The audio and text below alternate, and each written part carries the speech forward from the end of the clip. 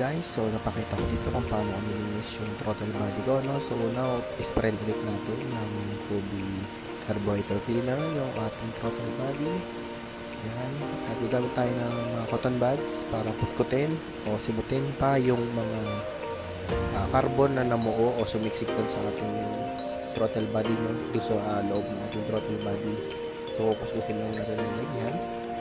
So, parang naglilinis lang tayo ng ating makikita nyo meron pang konting carbon. So, sige, kukuskusin pa natin, no? So, para talagang mas malinis yung ating throttle body. So, yan, kukuskusin natin yung gamit ang ating cotton buds.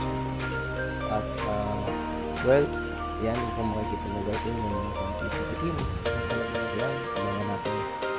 So, yung kulay ng ating parang stopper kapag ng throttle body na yung kulay copper o bronze o bumabalik yung kulay na, no? So, yung tinanggal natin yan, nakikita nyo, kung tinanggal natin yan, is nakikita nyo. So, yan, kulay bronze na, no? So, yung pinatay natin throttle body. So, ganyan na i-position nyo kapag naka-full throttle na tayo, no? So, ang bilis na ng takbo natin dyan. Spread ulit natin yan, Kobe carburetor cleaner. Okay.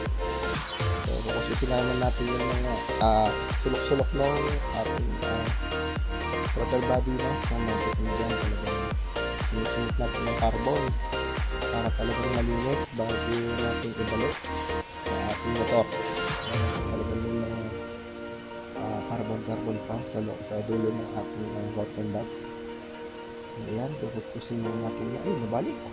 So kukuskusin lang natin yan guys. So ayan. So after natin makuskus yan, ang susunod natin kukuskusin ay yung nakikita nyo yung bronze. So natin ibalik sa tabing kulay niya ng copper o bronze. Talagang siliksikan na siya ng carbon, no? So 3 years kasi yung ating motor na ginagamit araw-araw, pang daily, pang gala, pang long ride. So yan, talagang siliksik natin. So yan yung likod. So spread ulit natin ng Kobe. So nakikita nyo, grabe, ulitin pa rin. So kukusin natin yan hanggang mawala na yung mga carbon talaga, no? Para talagang malinis ang ating throttle body kaya natin ibalik. Ayan, makikita nyo, makikita ko na sa pagkaya, no? Ito yung likod ng ito yung likod ng throttle body. So, ayan, ito pa. Ayan, so, kukusin lang ito ng ganyan, no? At, mamaya yung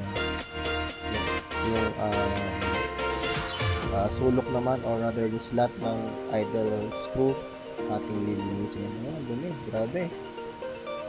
Kuskus pa para talagang malinis guys, kasi isang beses lang kada 80 years natin siya malilinis, no?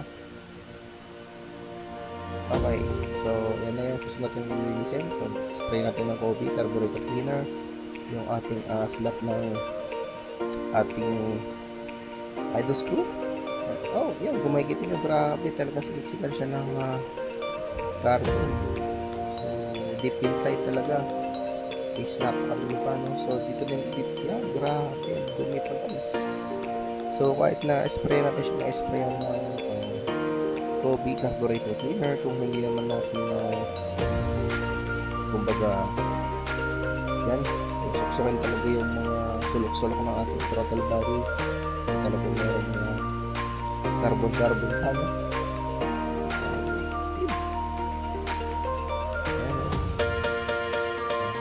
So, by the way, bumili na rin pala ako ng bagong idle screw. So, kung nakita nyo sa na-prove ko na video, no?